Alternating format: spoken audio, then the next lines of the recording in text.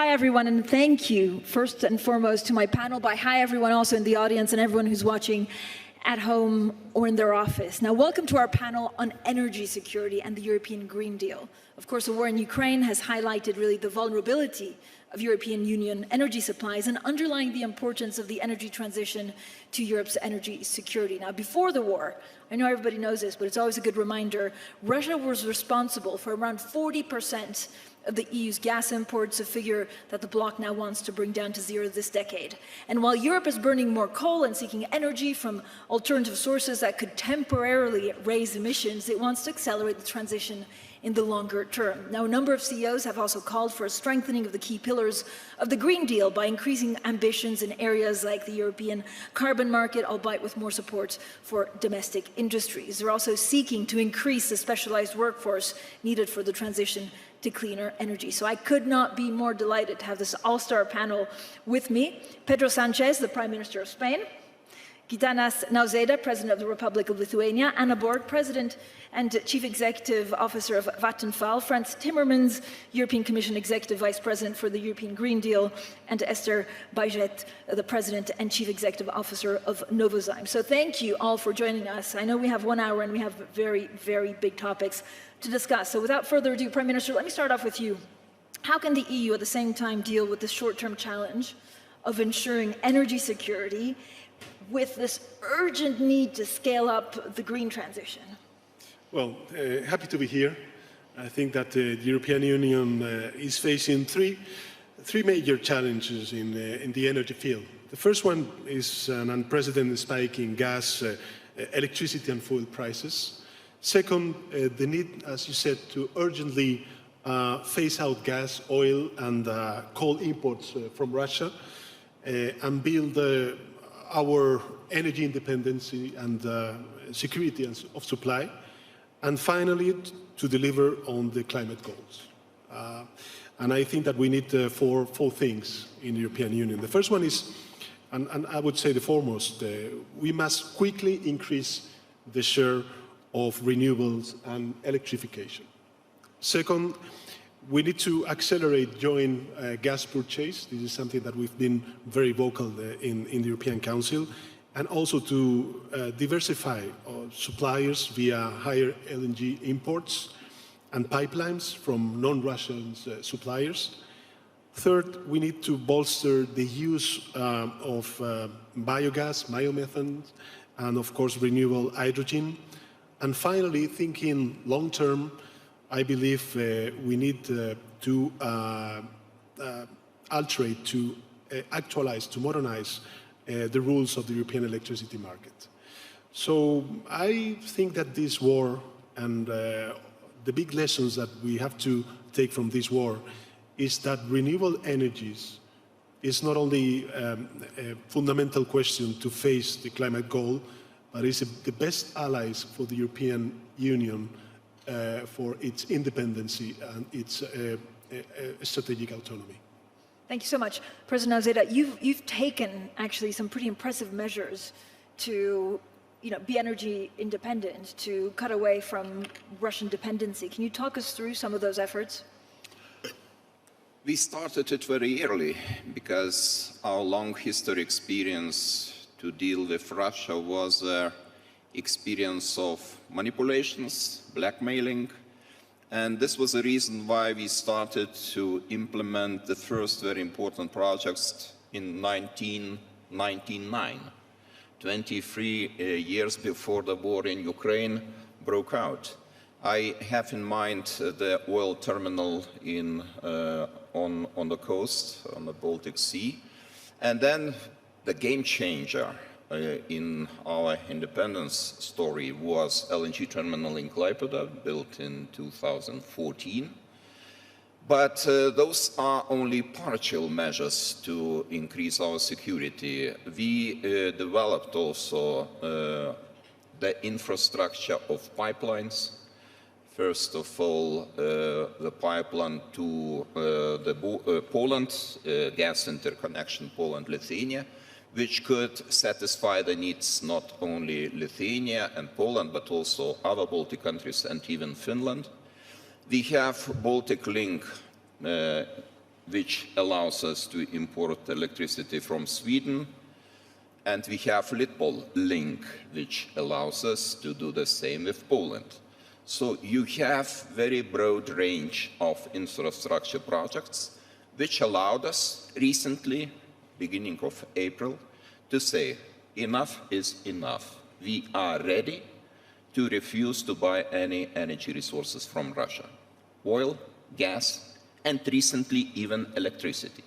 We are ready to do this. First of all, because we would like to be independent, but we also feel the moral duty not to pay for these atrocities, even indirectly, but still, for those atrocities in Ukraine. Because from our money, or using our money, Russia is paying financing the war. So I think Lithuania is a very good example of strong political will, consistency. No matter what the government was in office, there was certain consistency to reduce our dependence on Russian energy resources. And now we are in the final stage, and of course one more important project we envisage to implement until 2025 is electricity synchronization project, which allows us to connect our electricity grid to the continental Europe and disconnect from the former Soviet Union BREL system. So it will be the final stage of our long way, and I think this is a very good example to our colleagues in Europe. Just you can do the same. Yes, you need the time, but you know, this was probably because we didn't have any illusions regarding Russia. So having very long, centuries-long experience to deal with Russia, we didn't have the illusions. Sometimes illusions are good. You can feel happier, you would like to see reality brighter than it is, but we didn't have this. No. And it allowed us to implement those decisions which are critically needed for Lithuanian people and for our moral obligations and moral contribution to the Ukrainians' fight for the freedom. I mean, it's about resolve, but it's also having that timeline, right? And you had much more time than other countries now have. And let me come to you because, of course, Vattenfall is a leader in renewable energy in Europe. Your objective, which is extremely ambitious, is to deliver a fossil-free economy in one generation. How would you achieve that? Well, we are actually well on the way, and I think that we have to achieve that if we're going to be competitive in the future. Because to me, this transition is not only about mitigating climate change, which is, of course, immensely important, and now we have the geopolitical perspective on top of that. But I also think it's a matter of competitiveness for companies in the future. So when we phrase our strategy like that, it's clearly our business strategy. It's not our sustainability strategy, but it is a sustainable business strategy. So we have started that journey, and as you said, we are one of the leading renewable energy builders and operators, mainly in offshore wind in Europe. But I think in order to succeed going forward, and especially with this more squeezed timeline that we now see, it's important to not exclude any fossil-free energy sources. We're going to need everything we can get our hands on. And that goes for wind power, solar power, nuclear, and any other kind of innovative solutions that can be helpful here. And I think that what we need to do now is to focus on what we can do with the technology that it's already there, the capabilities are there, and the financial markets are there. Now we need to widen the bottlenecks in order to get these projects up and running much faster than what was the case before. And I'm very glad and welcome the initiative last week also from EU on actually shortening the permitting processes for building new wind power or solar power, but also needs to include infrastructure. Because there is a sort of possibility to do this, but we really need to release the forces that can make it short term. Mr. Timmermans, I guess the main question right now is first, will we get an oil embargo from Europe? And what happens if there's a gas embargo from Russia? Like, how will we deal with that? Well, first of all, we'll deal with it. We'll be able to deal with it. It will be hard, difficult, but we have enough solidarity in Europe to deal with it. You saw when Poland was cut off, Germany immediately jumped in. When Bulgaria was cut off, Greece immediately jumped in. And that's how we will react. There is no way Putin can blackmail us with his gas. And if he cuts us off, he's going to hurt himself more than anybody else. We have our reserves. We are now going around buying LNG and pipeline gas from other producers. At the same time, we offer these producers a long-term relationship, not just based on fossil fuel, but also based on the green hydrogen economy of the future. And most of these countries are very interested to be part of that. I believe you will see the Mediterranean basis will become the center of the world's new energy supply, which will be green hydrogen. And Europe will be part of that. Africa will be part of that. The Gulf will be part of that. And that's extremely exciting because it will deliver a sustainable source of energy that is almost limitless because of the way we can create electricity through solar panels and offshore wind. So I think that's the future. In what kind of time frame? Sorry? In what kind of time frame? Well, I think we can free ourselves of Russian fossil fuels between now and 2027 at the latest. In that time, we will have to do a couple of things. First of all, we have to convince companies, industry, and citizens in Europe to save more energy, because the cheapest energy is the energy you don't use. And what seems like a small step for an individual becomes a huge leap if 440 million individuals take that step. So we can still save a lot of energy.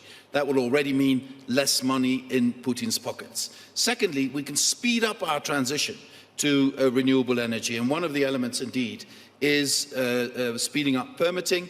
We want to create go-to zones, where you would do permitting once for a whole area, and then the individual projects would not have to be permitted one after the other. That would speed up, hopefully, from now 7 to 8 years to 1 year in terms of permitting. That makes a huge difference in renewable energy generation. And of course, rooftop solar. If we fulfill our ambitions in rooftop solar in the whole of Europe, 25% of all the electricity we need in Europe will be coming from rooftop solar. That's an incredible amount. And then, as I said, the third part is, for now, we will need fossil fuels. We need to go and buy fossil fuels in the Gulf, in Australia, in the United States, and elsewhere. But we need to do it collectively. So what we're asking as European Commission is from our member states to allow us to negotiate these deals on behalf of the EU. It's voluntary, but still, I think it will be better if we negotiate it on behalf of the whole EU instead of individual countries going to Qatar and driving up the price because they're negotiating different deals. So that's in a nutshell what we're trying to do. Yeah, and we'll ask the Prime Minister about that. Esther, talk to us a little bit about what this means for your company. So what does the transition mean for Novozymes?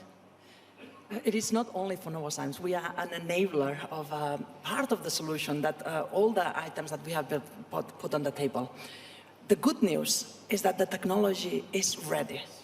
The science is here, the technology is scalable, the solutions to not completely eliminate fossil-based fuels. I think fossil-based fuels are going to be part of the future, but in a smaller component. If one word is very strong here in this COP, it's the word of resilience, the word of ductility, the word of agility, having a broader toolbox. I think we live in a pivotal moment. The crisis of the tragic war in Ukraine has magnified the dependence we have on fossil fuels. And we live in a very unique moment that we can use as an inflection to move a little bit faster to the future. There is technology available to make gas from biomass. There is technology available to make bioethanol that can be replacing gasoline. That, by the way, it also feedstocks for animal. For every ton of bioethanol, you make a ton of very high-value protein to use and to fulfill another big need that we have, of how are we feeding the world. There is technology available of carbon capture that we can give a second life to that precious carbons. So all options available. The question is, you made it, how fast and how are we moving faster?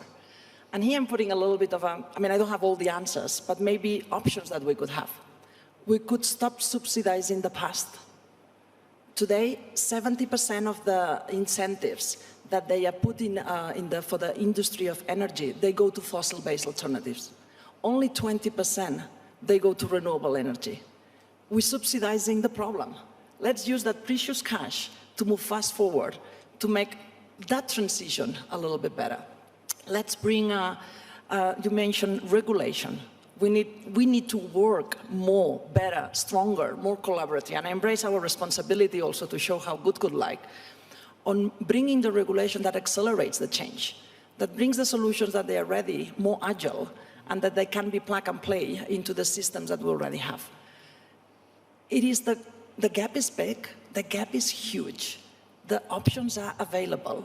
We have to collectively, governments, companies, regulator agencies, find the path on how we can move a little bit faster in many little incremental steps. And I want to ask the Prime Minister about LNG in a second, but actually, Mr. Timmermans, I guess when you look at the green transition, will it be halted as we use more fossil fuel to deal with the dependency with Russia? And then does that transition get accelerated or does it get slowed down?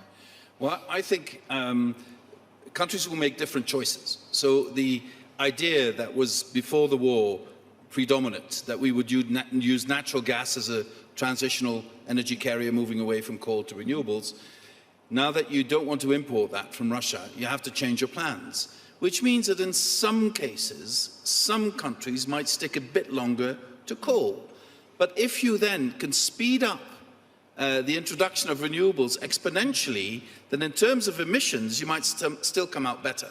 But of course, I'd love to exit out of coal faster and not do this. But the modeling we need to do is based on that. Okay, you use coal a bit longer, but if we go faster on renewables, then in terms of our emissions, we could still be on the positive side. My biggest worry, frankly, today is not the science, it's not the technology, it's not even the finances, is the risk of social disruption. The idea in large parts of our society is that people feel left behind or not involved. People are dying because of these enormously high energy prices, and I think that's the issue we need to address. The Green Deal will succeed if we have support of the whole of society, but the whole of society will not support us if people feel left behind. I think that's a much, much more urgent issue than many people believe who think in terms of the transition, in terms of science. And Prime Minister, I know this is something that it's close to what you're trying to do. I'll ask you about LNG in a second, but it's making sure that, I guess, the families that struggle the most, that have the higher cost of living, will not suffer too much in this transition. Indeed, indeed. Well, I believe that security of supply is a collective task. And as France just said, I believe that Southern Europe can provide alternatives to this huge crisis caused by Putin's war. Not only with our energy mix, which in the case of Spain, 57% of our installed capacity comes from renewable, but also since we have 30%, over 30%, 34% of the total regasification capacity in Europe is located in Spain. 50% of the LNG storage capacity of the whole Europe is located in the Iberian Peninsula, which is the problem that we are facing. Well, a physical bottleneck problem, which is, of course, the lack of interconnections. And that is why I think it's important what the Commission has released last week with the Repower European Union that puts specific commitments in order to develop these interconnections between the Iberian Peninsula and our European Union neighbors. And just last comment on this, I think it's important that these interconnections make compatible not only the gas pipeline, but also the green hydrogen interconnection, because that's our bet, this is our commitment, our political goal for renewable and the green transition. What's the hardest in that? It's easier said than done. Is it financing? No, I don't think. I think it's a question of, I would say lack of political will. As President of Lithuania said, I think it's important that nowadays we open our eyes, we see that we have alternatives. Let's do it, and let's go for these interconnections, because at the end of the day, the Southern Europe could provide alternatives to this terrible mess that Putin has caused. But President Azeda, if a war really at the doorstep of Europe does not focus the mind of politicians, and if it does not bring up this political will, then what will? Sorry, it's not so easy To understand, so the question is, we're talking about political will to make these changes. Do you see the political will within Europe to make a substantial change? I see, and I see that Green Deal agenda is the highest priority in many countries, and in my country too.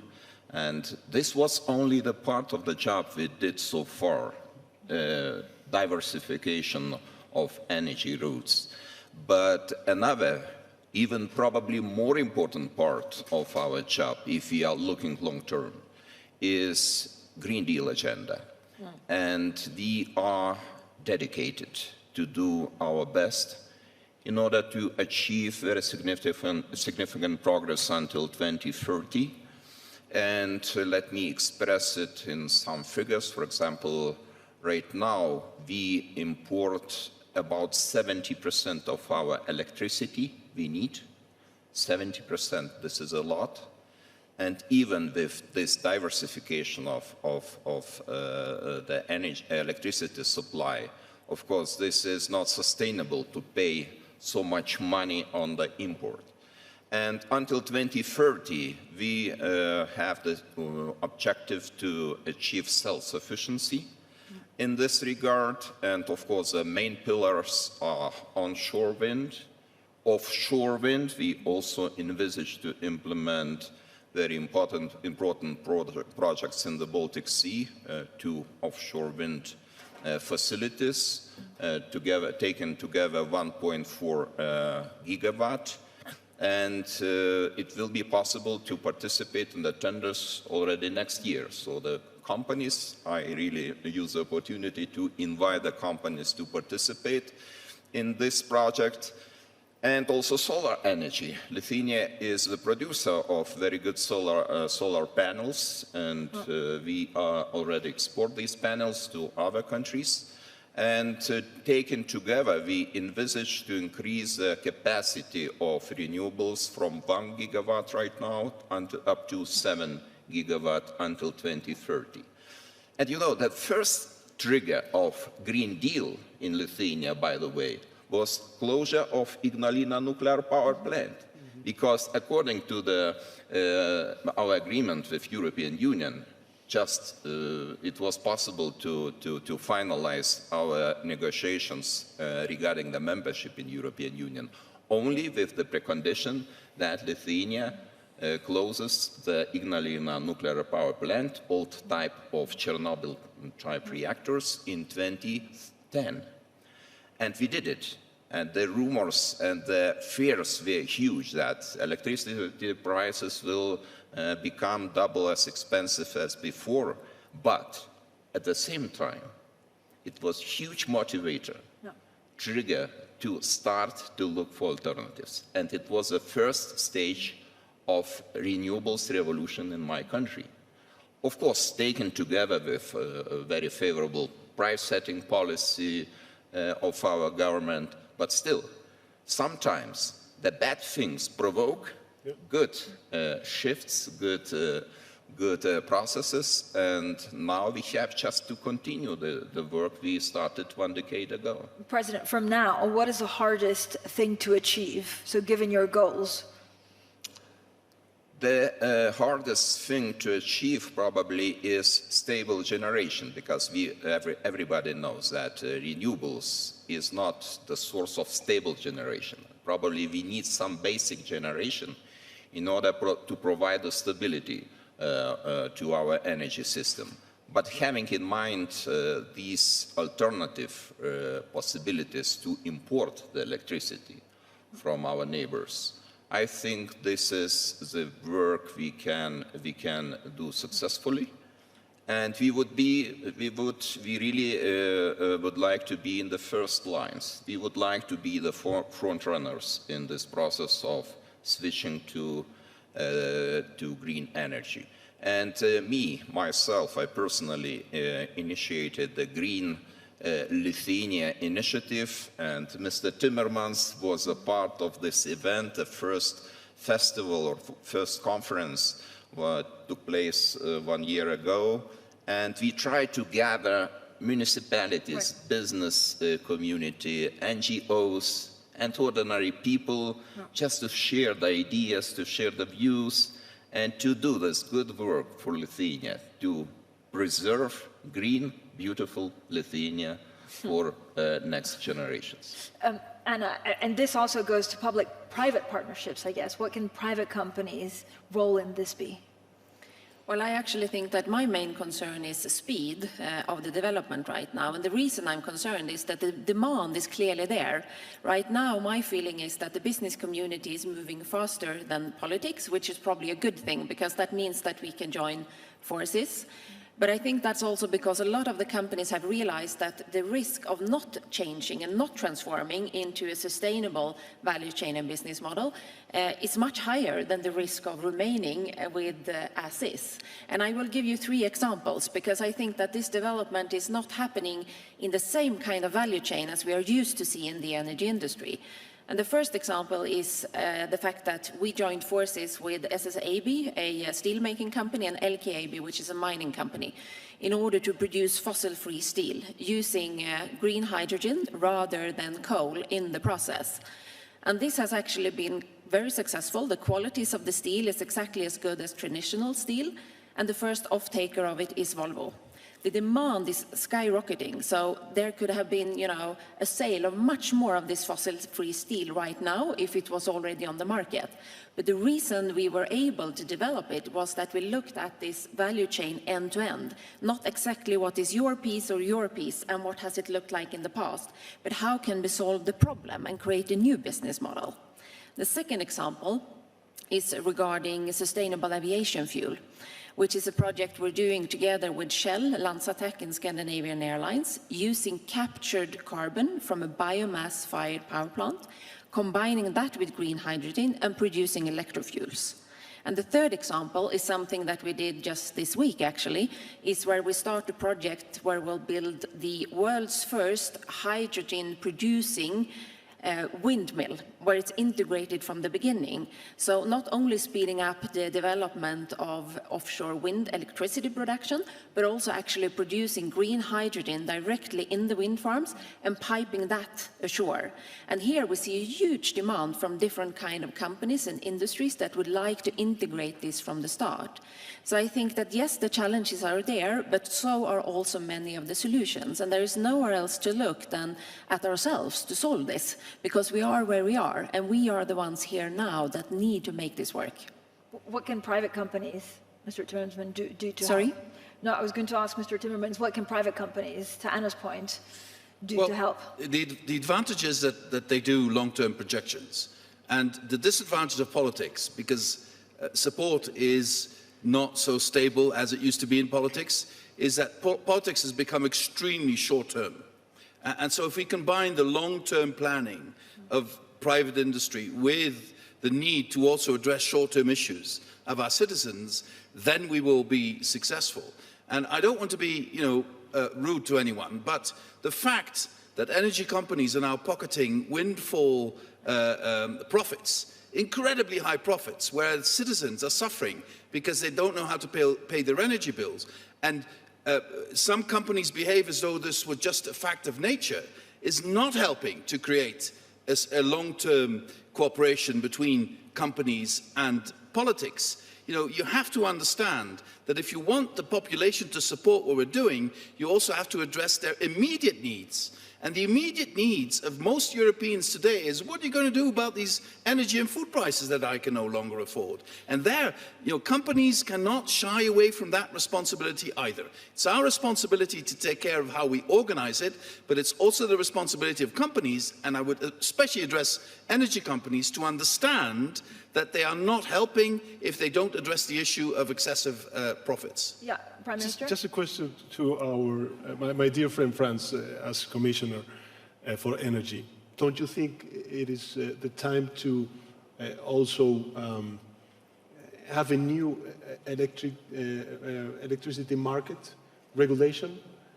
Yes, we need to look at the design of the electricity market, because it is, the more we introduce renewable energy into that market, the less the present system will create the right price for the customer. But that's not something you can do overnight. That's something we need to look at very carefully, because it took us 30 years to build this European electricity market, so we have to be careful not to damage it by taking sudden decisions. So we have to step by step redesign, adapt the design of the electricity market. I agree with the Prime Minister on that. It's a particular challenge for countries like Spain, where the part of renewable is already so big, and then the price is dictated by a relatively small part with very high natural gas prices. I really understand that predicament, but we have to make sure in making these adaptations that we don't throw away the baby with the bathwater, but we need to adapt it step by step. But step by step is what, 5 months? Because again, the problem is timeline. You can have the best intentions in the world, but if you don't adapt to an ever-changing world, then we're left behind. Sure, absolutely. But we also have to get the best possible technical advice on how to adapt that. We have an agency that looks into that. That agency has given us some advice on how to start changing it. The Commission is putting some proposals on the table for the leaders to consider at the next European Council. We are proposing, for instance, in emergency situations to put a cap on the price if otherwise the whole market would be disrupted. So we are making these changes, but we have to be very careful. I insist. This construction was built over 30 years, and we need to make sure it continues to work, because at the end it will deliver the cheapest possible energy to our citizens, which is renewable energy. Esther? We have to look at this big gap that we're facing with the eyes of the toolbox of options that they're going to close it. And then we all have to seek on the way, each of us, on how we're going to make it. If each of us seek for the reasons of why we could not make it, we also have shareholders that have very short-term interests in mind. But then we seek for the shareholders that have long-term interests of mind. I think we have to put the narrative that we bring the population understandable, that there is no jobs in a dead planet. There is no future in a dead planet. There is no options in a world that goes in the wrong direction, that we have to create those options. And then, yes, work collaboratively. We have the responsibility to bring those solutions and to be cost competitive. We need help from the regulation. We really need help on the acceleration that accelerates the future. And then we need to also seek from the full, you mentioned that a little bit, Franz, energy is very important, but it's also food. Yep. That's a big crisis that it's on the table, where again, there are solutions available, but we have to look for the answers beyond the answers of the past. Same way that for energy, the answers are not anymore only fossil-based, we're looking at other options, is the same with food. There is a need of increasing the protein demand for fulfill the nutritional needs of the population. Well, there is the option of alternative proteins that fulfills the nutritional needs, but leading to much lower impact on the landfill. Only if 10% of the protein demand would be from alternative proteins, that would relieve 50% of the European land that is used for agricultural. That will alleviate a lot of the tension that we're facing here. But here again, options are there, technology works, but we need to create that value chain approach where regulation also needs to be in the loop on how we're moving faster, bolder into the future. I'm just saying, I agree with you 100%. And if we don't change our ways, our children will be fighting wars over water and food. It's that serious. So we are faced with a fundamental crisis, which is the climate crisis and the biodiversity crisis. But I also want to draw your attention to the fact that somebody who doesn't know how to make it to the end of the month can't be bothered with the end of the world. They want us to face the issue of the end of the month. And that's how you bring them along in a narrative about the end of the world. And I'm just saying, as a politician, that is my biggest worry today. Social disruption because people feel left behind. Can I ask you something? Because I spoke actually, Mr. Timmermans, to a chief executive of an Italian energy company who was saying, you know, windfall tax is a good idea. So why have some governments in Europe still not put them in place? Why are they reluctant? I have no idea. I just don't get the logic of it. And you could do several things. You could say, okay, in these situations where you have these excessive profits, we will tax that. but only in that situation. So if that's no longer there, we will stop immediately with that taxation. You could do that, or you could say, we will tax part of it, and the other part, boys and girls, you will invest in renewables, and then we will not tax it. But now, you said 20% only. I think it's even lower than 20%. Okay, I was generous. So, you know, we really need to force them to put more into renewables as well. And who's them? Who's them? Well, especially That's the big oil companies. They're the ones, I think they're only investing 4%. Oh yeah, no, I was talking about the subsidiaries from the government. I'm just talking about oil companies, 4%, if I'm that's correctly true. informed. That, you know, and then they said, we doubled our investment in renewables. Wow, 4%. So we still have a world to win here, and we need to push them more. Anna? I would like to add one perspective, because I completely agree with the importance of protecting the vulnerable groups in society and making sure that everybody is sort of along in this journey, because otherwise it will not happen. I also think it's important when considering updated market designs to remember that the fundamental problem is a demand-supply problem. So we want to have more supply of fossil-free electricity and energy in Europe, and how do we sort of foster that? It might not be a market design issue only, there might be other things as well. And when it comes to investments into new energy production, that's investments that will have to last for 25, 35 or 40 years. So the fact that the sort of prerequisites in order to invest are fairly stable is also very important for this to happen. And I think that if there's going to be a taxation, I think it's important it targets the right things. As you rightly point out, there might be, you know, fossil fuel components that you would like to taxate in order to speed up this transition, but it needs to be carefully done so you don't at the same time hamper the investments into new renewables. And I can't speak for the oil companies, but I know that in our case, 50% of our investments go into new renewables, and pretty much the rest goes into taking care of the existing renewables. So I think it's important how you tailor this. Prime Minister, can I ask about renewables? Because you have a hugely ambitious goal, actually, for Spain, from 47% of the energy used thanks to renewables in 2021. By 2030, you want 74% of electricity generated by renewables. How will you achieve that? Well, by the way, Spain was one of the first countries in Europe that we face all this problem of the windfall profits and to intervene in the market. I don't know why it is for the mainstream politicians and also economists really normal to intervene in the financial sector when it doesn't work, but it's so difficult to intervene in the energy sector or the market when it is clearly not functioning in Europe.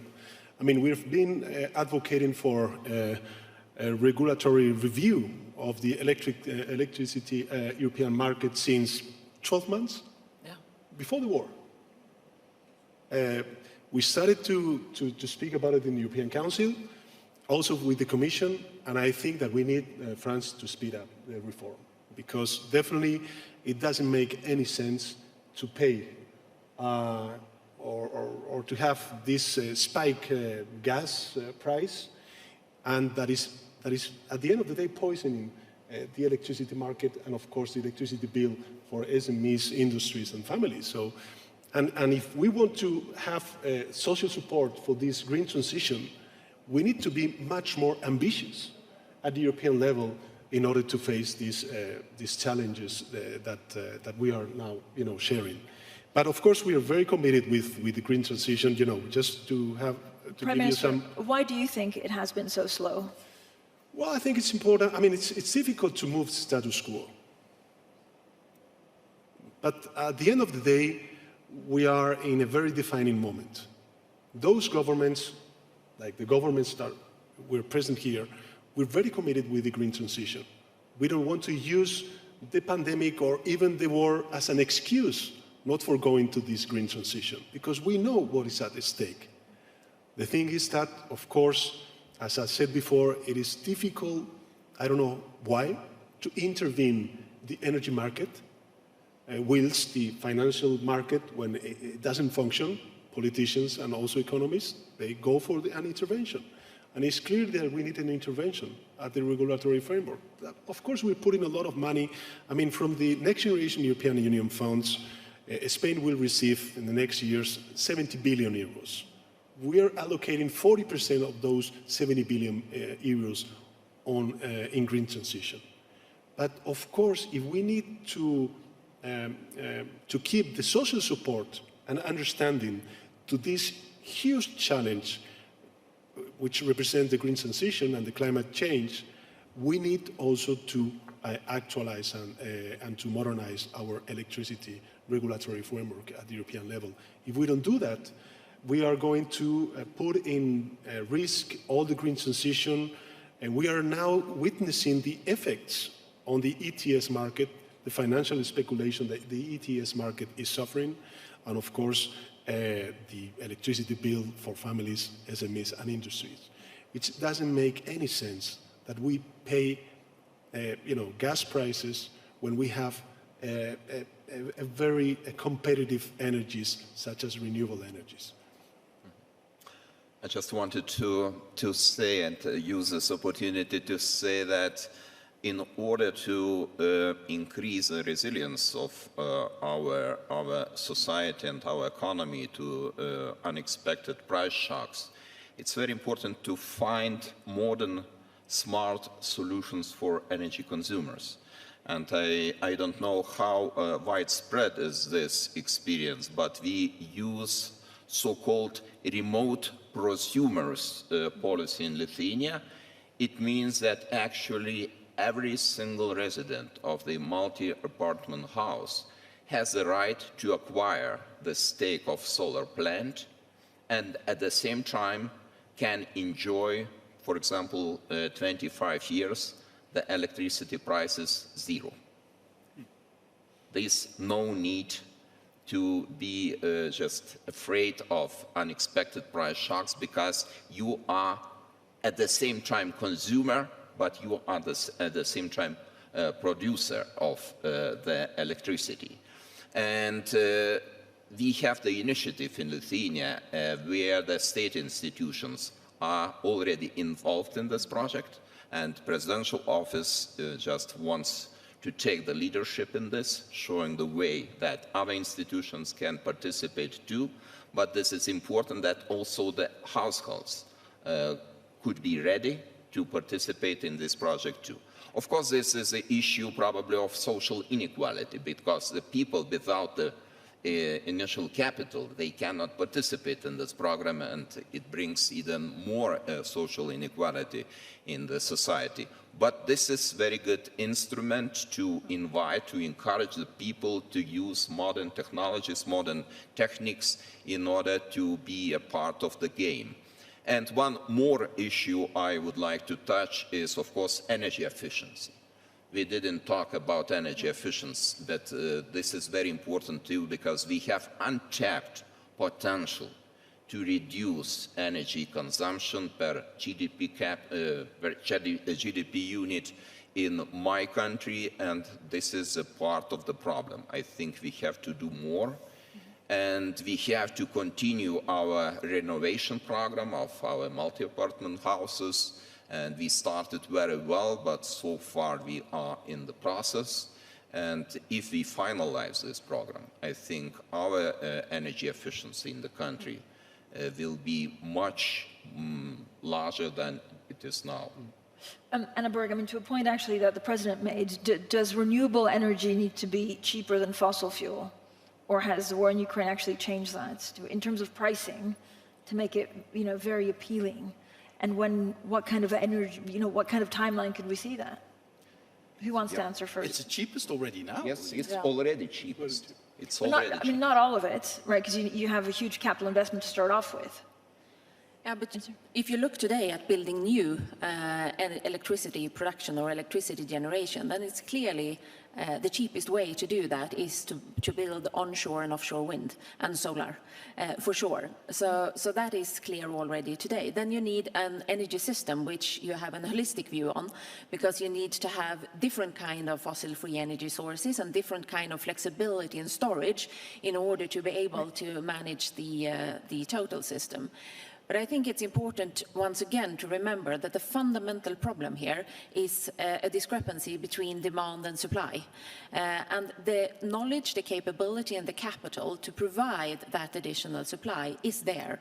So the sort of regulatory framework or political decision-making need to make sure that there is a widening of the bottlenecks to sort of enable all of this to actually come to market as soon as possible. And then we're talking about securing supply chains, we're talking about these permitting processes and the timing, we're talking about providing land and sea to actually build on, and also take care of the sort of social concerns around how to build these new business opportunities and let everybody take part of the upside of that. And for those where it might not be possible, actually take care of the vulnerable groups. But to facilitate this, rather than creating uncertainty about the investment prerequisites, is going to be critical.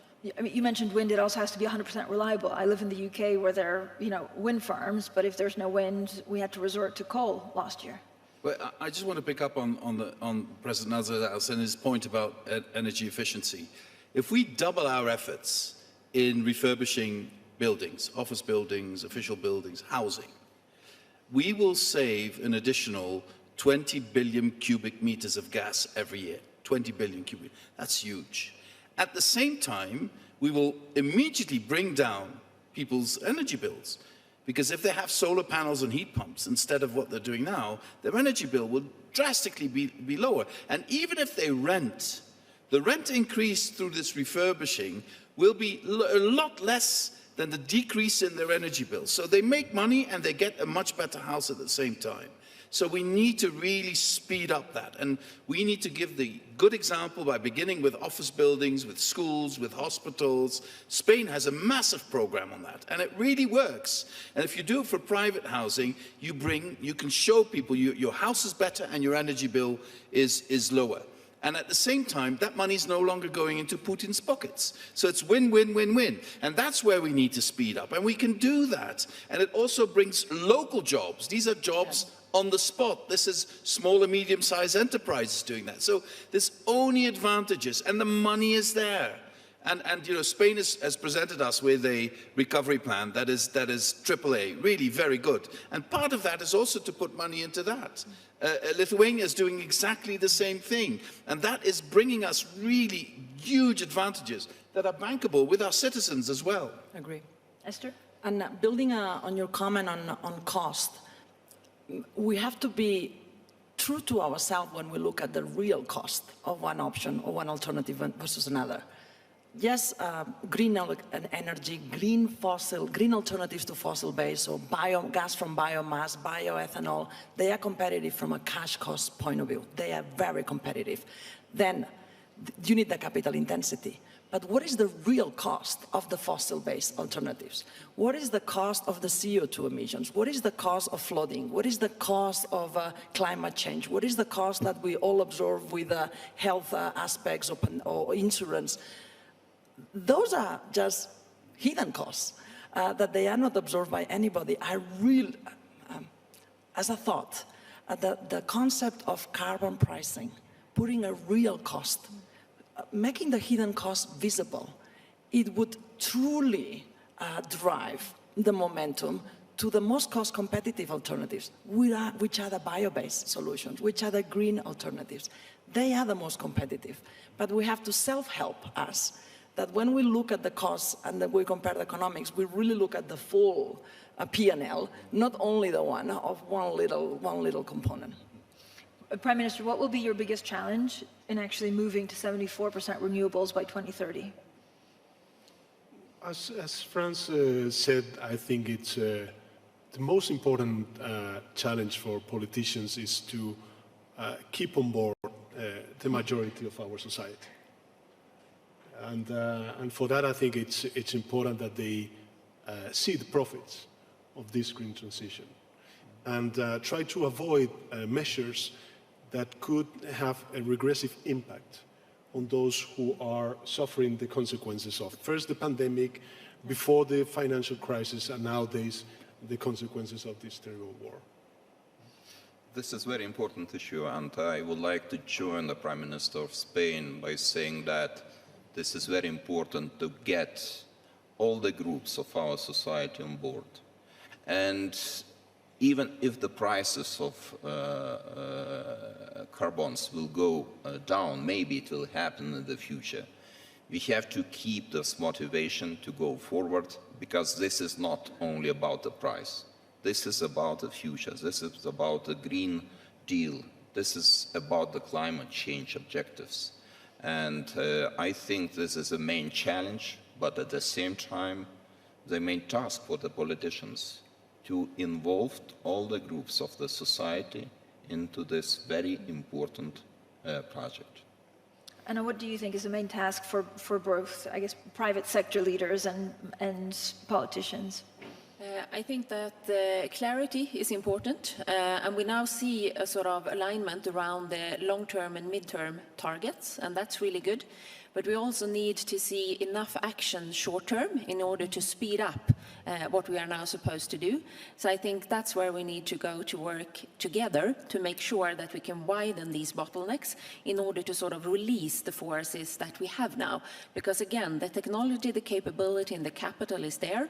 And now we finally have an alignment on the long-term view as well. I think it's interesting, as you said, that these days the companies are long-term and politicians are short-term. Because usually it used to be the other way around, at least according to the sort of public discussion. And what does that say? And how do we sort of align on what needs to be done here and now in order to drive the development soon enough? Mr. Timmermans? I think it's so important that we combine long-term goals with short-term successes, because that's how you keep people on board for this long-term journey.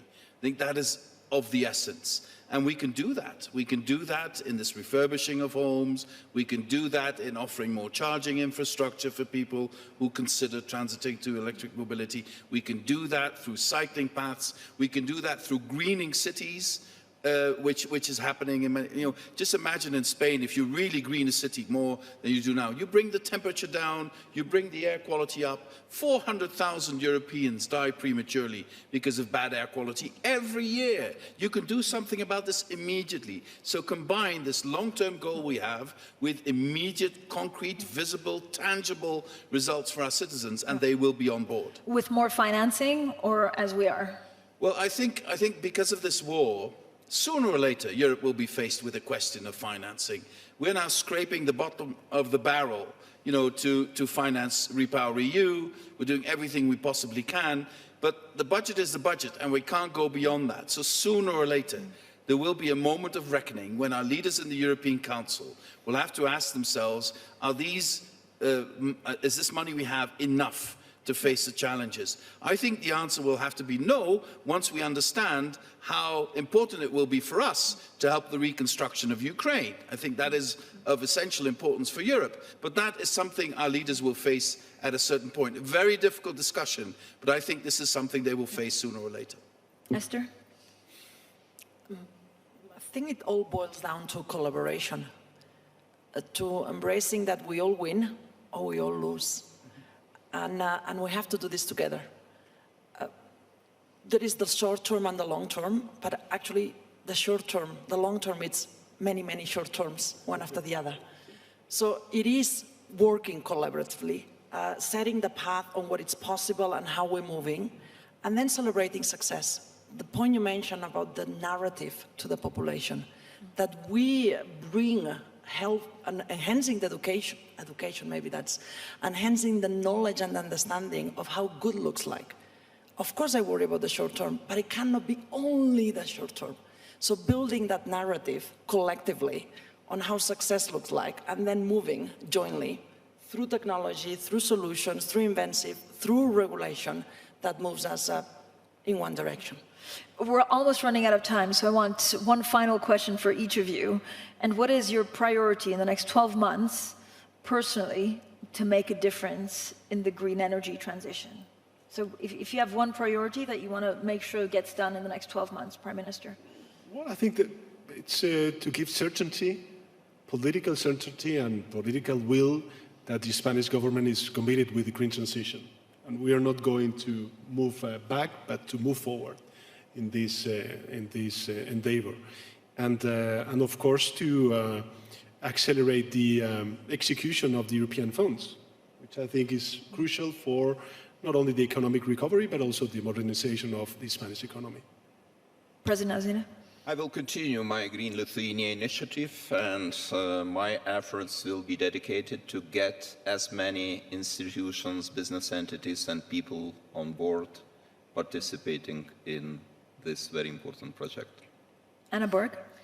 I will focus on two things. First of all, I will continue the reshuffling of our asset portfolio and our investments into even more fossil-free electricity generation. And secondly, I will work on these integrated value chain partnerships, because that way we can not only create good business opportunities, but have an impact beyond our own size. Even if we are one small part of this fossil-free steel cooperation, steel producing industry is emitting 7% of the world's total CO2 emissions.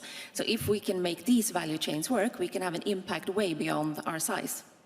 Frans Timmermans? My top priority is to cement European unity in the face of Russian aggression. That is my top priority for the next 12 months. We need to stay united. We need to stay strong, because Putin will not stop if he's not stopped in Ukraine. And he's going to look for cracks in European unity. He's going to try, what he's been doing for the last 20 years, trying to divide us so that he can rule. So my top priority is European unity. To do that, the Green Deal is essential. To do that, Repower EU is essential. To do that, is moving forward faster in that direction is essential, but also in creating global partnerships for LNG and beyond that for green hydrogen. That would be my top priority for the next year. Esther Baiget? Do our fair share of the transition. First, as a responsible producer, we already reduced 46% of our CO2 emissions since we started in 2018. Continue in that direction. Embrace Scope 3. We already have a scope, not only Scope 1 and 2, also Scope 3 reduction, so walk the talk.